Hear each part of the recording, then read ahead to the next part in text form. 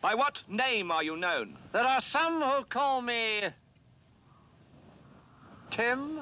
Welcome to another episode of Timmy Talks, the channel where we talk old school magic. And today we have a game for you between a Candleflare deck on the left side of your screen, and it's played by Richard, and we have a Rug Midrange deck, and it's played by Evert on the right. Now, before we're going to the actual match, I would first like to say something about both of these decks, do a little bit of deck tech. Now, if you'd like to go straight to the games themselves, what you can do is look at the description below and you will find a timestamp. You click on the timestamp and it'll take you directly to the games. So for now, let's look at these decks. The first deck that we are going to look at is the Candleflare deck. Now, this deck is named after two cards, Candelabra of Taunus that you see here on your left side, and the Mana Flare that you see on your right side. Now, Candelabra of Taunus is 1 to cast, and it says X untap X separate lands. And Mana Flare is an enchantment from red for 1 red and 2, which reads, whenever either player taps land for mana, each land produces 1 extra mana of the appropriate type. So in this case, the Candleflare deck plays mono red. So there are mountains in this deck. So when you tap a mountain, you get a red mana in return. With Mana Flare, you get double the amount. So you get 2 red mana. So let's say you have 4 mountains in play and you tap all of them. That means that with Mana Flare, all of a sudden you have access not to 4 mana, but to 8 mana. And then the Candelabra of Taunus is really handy because you can invest 4 of those mana to untap all your lands again and then retap your lands. So you kind of get extra value. So instead of just having 4 mountains being able to produce 4 mana, in this case you can tap them for 8 mana, use 4 of those mana to untap them again and tap them again. So that means that all of a sudden 4 lands can generate 3 times the amount of mana. So they generate 12 mana in this particular example. So the whole deck is built on gaining a lot of mana. So what are you going to do with all that mana? Well, you can start casting really big creatures like Shivan Dragon, and the great thing about Shivan is you can also bump your red mana into the Shivan to make it even bigger. And of course you can use it for X spells, and here you see the Fireball. I believe Richard is also playing with Disintegrates, so you can use that all to just make huge X spells and blow up your opponent. So Candleflare is really dangerous to play against. It might start off a little bit slow, but as soon as that Mana Flare hits the table, you're into trouble and you really have to find answers. So let's look at the other deck, the Rug Midrange. Rug Midrange is a red, blue, and green deck, and what you see a lot with these midrange decks is they don't really have a set tactic like Candleflare.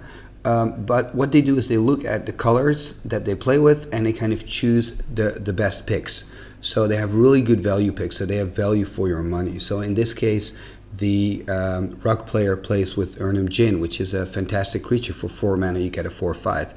He also plays with Suchi, which again is a very strong creature. In old school, it's 4 mana for a 4/4. So he has play sets of both.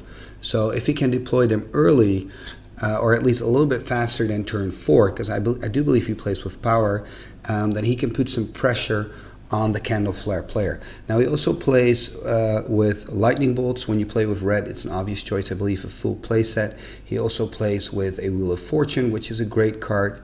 And I think the last card that I want to mention here is the blue Counterspell. So Counterspell is going to be very important because as we looked at the Candleflare deck before, he plays with huge direct damage spells and with Shivan Dragons. So I believe it's up to Evert to decide, am I going to counter the Mana Flare or am I going to counter the big spells? Or, will I at least be in a position to counter? So I think the counter spell is going to be really key because it can buy you an extra few turns that you need to finish your opponent. The same thing can be said for blue power. I'm not sure if he plays with blue power. We'll see that in the game. But blue power is also something that can kind of get you through. Time Walk can give you an extra turn. You can use an Ancestral Recall actually in response to somebody casting a huge fireball on you, trying to find that counter spell to save you. So that's definitely going to be important spells in this matchup.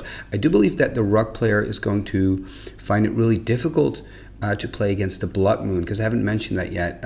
Obviously, the Candleflare player plays, I believe, of 2 or maybe even 3 Blood Moons main board, playing mono red himself.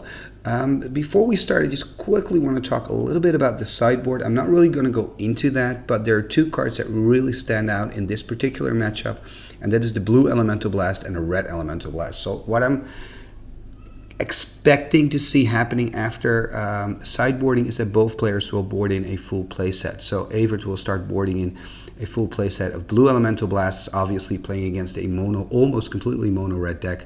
And Richard will start boarding in the red Elemental Blast to take care of those counter spells and possibly the blue power. Okay, so this is the decks. Let's quickly go to the game and see how this will work out. Game number 1 is about to start, and you can see it here on your screen. This is actually a best of 5 match. So usually we just play 3 games, and then if you win 2 of those, you win the game, you win the match, I should say. And this is a best of 5. So in this case, you need to win 3 games in order to win the match. And it looks like it's Evert on the right side with the Rug mid-range deck. He gets to start there. Nice start with the Mox Ruby and the Tropical Island. And let's see there, Richard starting, playing his Mountain besides his Mishra's Factory. And Evert passing turn here, and here we're kind of getting, exactly, there's the Mana Flare, so now we're kind of getting in danger here. At least when you're Evert, you need to now think, uh-oh, this could be dangerous, because it means that next turn he can generate 6 mana for instance, a Shivan Dragon, but it also means that Evert, of course, can generate lots of mana as well. And look at this, there's a, ooh, this is interesting. There's a Strip Mine, and then there's a Regrowth on the Strip Mine. And an attack for 2 here and passing turn. And there's a Blood Moon. We talked a little bit about the Blood Moons because they can be a problem here. And look at that, a second Blood Moon and no counter spell here from Evert.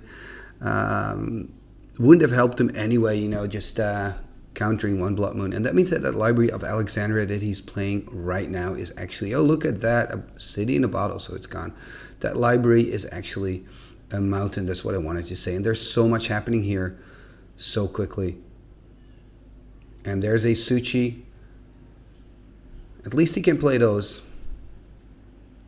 But there is a Shatter, look at that. And there's a little victory dance there from Richard because he just has answers to everything. In response, there's a Shatter on the City in a Bottle. Not sure if that's really going to help him here. He needs to get rid of those Blood Moons in order to do something. There is a Lightning Bolt in his hand, but that's not going to save him.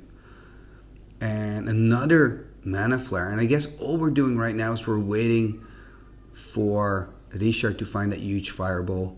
There's a, or huge Disintegrate. There's a Disintegrate, so he goes down to 9. And Richard goes to 15, but I cannot see Evert winning this one. There's a huge Fireball, so this was a very quick game. This was game number 1, so that's a big victory here. And it looks like they're swapping playmats for some reason. Wanting to play with their own playmats, maybe it gives them more luck. So we'll come back to this game when they start with game number 2. Game number 2 is about to start, and like I said before we went, they've changed their playmats, so maybe it can give the Rug mid-range player a little bit more luck. Yeah, take a beer before you start. That's a good idea. And we're actually playing these games in a local pub. It's called the Twee Klaveren in Amsterdam. It's really nice. If you enjoy Magic, you can play Magic there. You can play a lot of games. And it's a cool hangout spot. And let's see, we can look at Evert's hand a little bit. I see an Urnum, and I also see a blue Elemental Blast there. And look at that start. Oh, and there it is. There's the blue Elemental Blast, kind of countering that Blood Moon. That was such a big problem for Evert in game number 1. And I think this is a really difficult matchup. And there's a second mountain here from Richard, pointing out the blue Elemental Blast. Probably boarded in 4. And there's a Mana Flare, and there's a counterspell. Look at this. We already have a completely different game than game number 1. Evert is able to counter some key pieces here from Richard, and maybe exactly he's going to play out some big creatures here. Here's the Urnum Djinn, so that's a 4/5 powerhouse. And without the Mana Flares, this deck is kind of weak. It has trouble. really accelerating without the mana flares. And there's another attack here from the Urnham player. That means Richard is going down to 12 already. But he does have that library. Oh, and he's actually playing a Blood Moon. And look at that, there's another counterspell. And I think that's the story of this second game so far, is that Evert is able to actually counter stuff. Wanting to play a Suchi, but he's taking it back. Oh, of course, he's gaining extra mana from the mana drain. So he's using the 3 mana from the Blood Moon encounter to cast the Suchi. He's attacking as well. Richard's already on 8. And there is a Shivan Dragon. Wow, so that's pretty cool. Shivan on the board, hard cast, Shivan Dragon. Double attack. There's the extra lightning bolt to kill the Shivan here. And 4 damage there from the Suchi. So Richard's on 4 life. And there's a disintegrate here to get rid of the Suchi. That does mean that Richard isn't getting extra mana. And it should be removed from the game actually. And let's see what Evert can do. So he seems to kind of stall right now, just passing turn. And is Richard going to take over the game here? Oh, there's his Shatter, but there's of course the 3 damage from the Triskelion.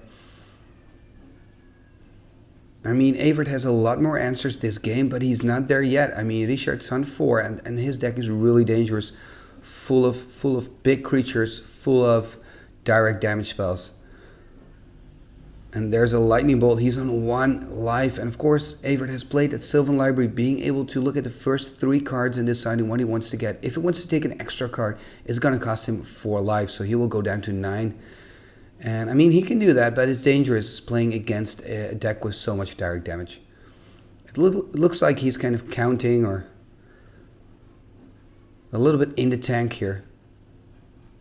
Interesting thing to note is that both players are having a Library of Alexandria on the table, but it doesn't really mean anything. Look at that. Wow. I didn't see that coming. Richard actually manages to win this game.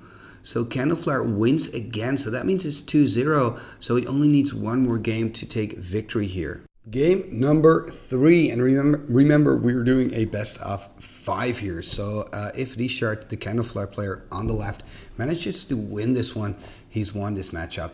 And Evert, you really need to bring your A game. You really need to win this. It was really nice to see that Evert had much more answers that second game. And I mean, Richard was on 1 life. So he was almost there. And it seems like Richard is taking a mulligan here.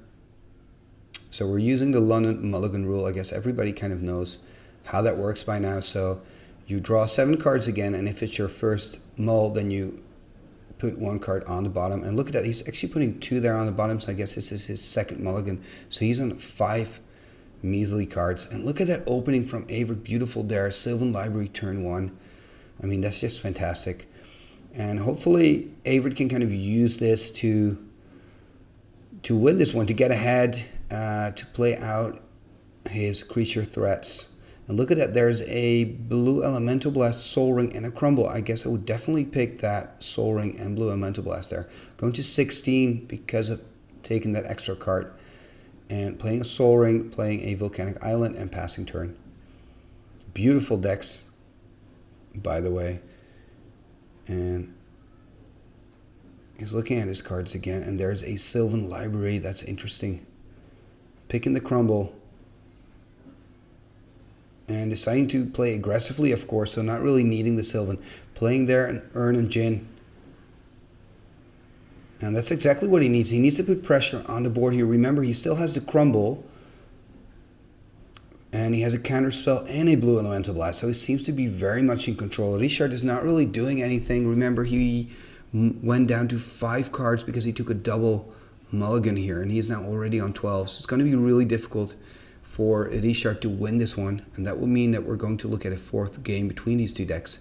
But we're not there yet. We've seen in a previous game that even when your opponent is on 1, it doesn't mean that you've won.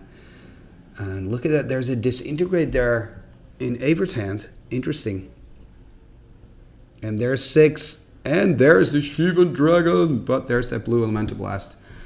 I always like it when a Shivan Dragon comes into play. It's just such a beautiful creature, beautiful artwork. And, ooh, it's already over. Okay, there was an extra lightning bolt and an attack from the MtG. And wow, really quick game, really quick win here by Evert. So that means it's 2-1, and we're going to go to game number 4. Game number 4, and it's Richard on the play here. It's 2-1 for the Candleflare player. Remember, we're doing a best of 5, so whoever wins 3 games gets to win this matchup. And it looks like Evert is taking a mulligan this time.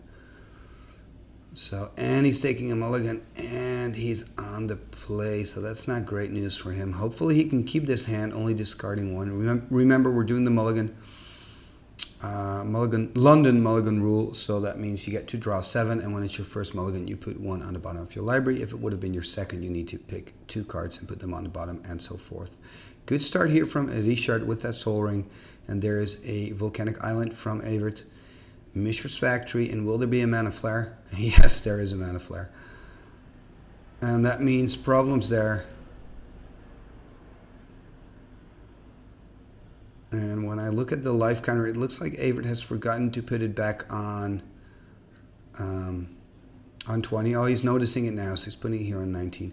This is actually a pretty cool turn, and of course, Mana Flare works both ways.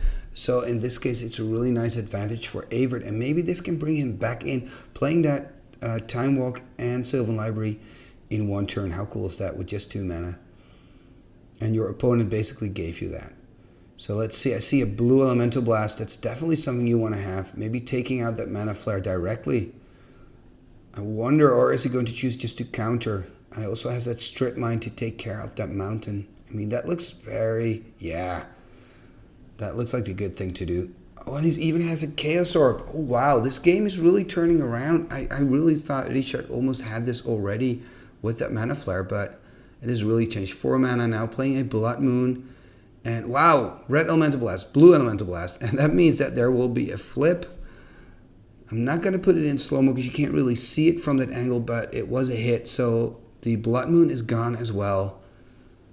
And that went very fast, but that was kind of like a blue Elemental Blast battle and a red Elemental Blast. Elemental battles, the elements. That's what I'm trying to say, I guess. And there's a MtG. And I'm really liking here, but look, Evert's hand seems to be empty though. So let's see what's going to happen next. And there's a Fireball on the MtG. And he passes turn. Very interesting game so far. Taking a card there, he has found a Suchi. And he's going to cast it. And he's also going to attack with the factory here, dealing 2 damage to Richard's, going down to 18. Still has a lot of life. Passing turn here. So Richard's hand is also kind of empty. I think there are 2 cards in there. And look at that, only finding lands there for Evert from that Sylvan. Attacking here with the 4/4 Suchi. And he's animating into the factory, pumping it himself. Blocking, dealing 3 damage, using the lightning bolt to finish the Suchi off. I mean, it's not too bad because it's a 2-for-1, so it's not too bad for Evert here.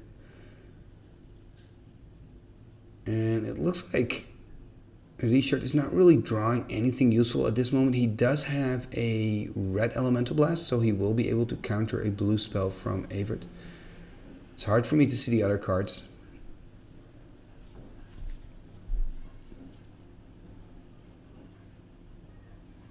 And there's that attack